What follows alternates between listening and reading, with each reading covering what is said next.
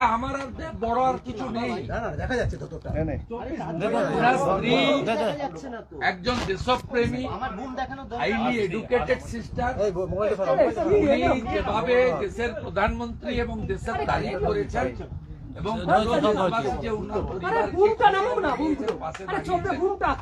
এতে তিনি সবাইকে আভার প্রকট মানে সবার প্রতি কৃতজ্ঞতা জানাচ্ছেন, ধন্যবাদ জানাচ্ছেন।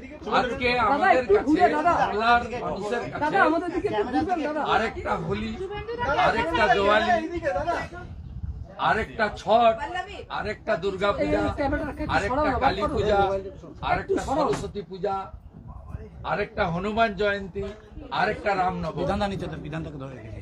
আমাদের কাছে আমাদের বাড়ির ছেলে যুবক দেশের সম্পদ, দেশের মান, তিনি সশরীরে ফিরে এসেছেন, সুস্থ অবস্থায় ফিরে এসেছেন।